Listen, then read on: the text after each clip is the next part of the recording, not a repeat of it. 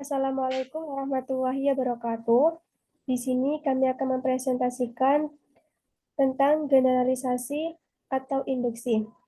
Dengan nama kelompok Kotur Nada Nawaro dengan NIM 079 dan Prasastia Maudita Putri Tamaja dengan NIM 061. Next. Generalisasi. Generalisasi dalam ilmu mantik disebut istiqra atau istinbat. Generalisasi adalah istidlal yang didasarkan atas mempelajari terhadap sesuatu yang kecil dengan sungguh-sungguh. Darinya akal bisa mengambil kesimpulan umum. Kebanyakan generalisasi didasarkan pada pemeriksaan atas suatu sampel atau contoh dari seluruh golongan yang diselidiki. Oleh karena itu, generalisasi juga bisa disebut induksi tidak sempurna atau tidak lengkap.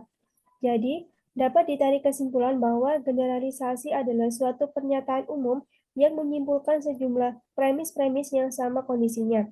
Contoh dari generalisasi yaitu aluminium jika dipanaskan akan memuai, besi jika dipanaskan akan memuai, tembaga jika dipanaskan akan memuai, nikel juga jika dipanaskan akan memuai.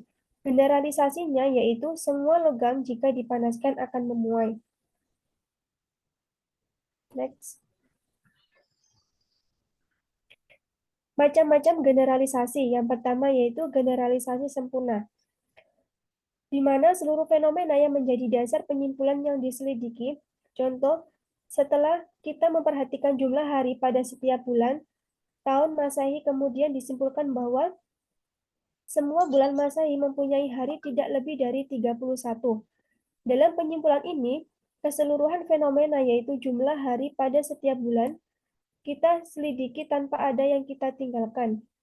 Generalisasi sempurna ini memberikan kesimpulan amat kuat dan tidak dapat diserang, tetapi tentu saja tidak praktis dan tidak ekonomis. Yang kedua yaitu generalisasi tidak sempurna, di mana kesimpulannya diambil berdasarkan sebagian fenomena yang kesimpulannya berlaku juga bagi fenomena sejenis yang belum diselidiki. Misalnya, setelah kita menyelidiki sebagian bangsa Indonesia adalah manusia yang suka bergotong royong, kemudian diambil kesimpulan bahwa bangsa Indonesia adalah bangsa yang suka bergotong royong. Maka, penyimpulan ini adalah generalisasi sebagian atau probabilitas. Meskipun macam-macam generalisasi ini tidak menghasilkan kesimpulan sampai ke tingkat pasti, tetapi proses generalisasi ini jauh lebih praktis dan ekonomis. Next. Jika kita berbicara mengenai generalisasi, maka generalisasi yang dimaksud adalah generalisasi tidak sempurna.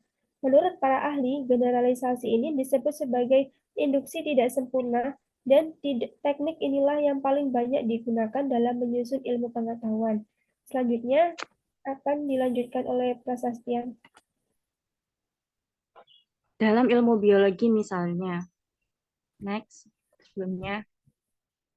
sebelumnya, dalam ilmu biologi misalnya, Darwin menyatakan bahwa semua kucing putih yang bermata biru adalah tuli. Kesimpulan ini didasarkan atas generalisasi tidak sempurna.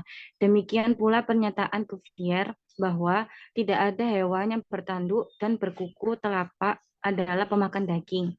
Isaac Newton juga mendasarkan kesimpulannya pada generalisasi tidak sempurna atas teorinya yang masyhur tentang hukum gravitasi. Ilmu-ilmu kealaman semua disusun berdasarkan generalisasi tidak sempurna. Demikian pula ilmu-ilmu sosial. Selanjutnya, induksi. Induksi adalah cara mempelajari sesuatu yang bertolak dari hal-hal atau peristiwa khusus untuk menemukan hukum. Induksi adalah ilmu eksakta mengumpulkan data-data dalam jumlah tertentu, dan atas dasar itu menyusun suatu ucapan umum. Observasi dan eksperimen dilakukan untuk mengenali gejala-gejala dengan tepat dan seksama. Sedang hipotesis dan induksi membuat rumusan dari hukum-hukumnya. Metode berpikir induksi, di mana cara berpikir dilakukan dengan cara menarik suatu kesimpulan yang bersifat umum dari berbagai kasus yang bersifat individual. Untuk itu, Penalaran secara induktif dimulai dengan mengemukakan pernyataan-pernyataan yang mempunyai ruang lingkup yang khas dan terbatas dalam menyusun argumentasi yang diakhiri dengan pernyataan yang bersifat umum. Contoh dari induksi. 1. Kuda Sumba punya jantung. 2. Kuda Australia punya jantung. 3. Kuda Amerika punya sebuah jantung. Jadi, setiap kuda punya sebuah jantung. Next. Hubungan logika dengan induksi.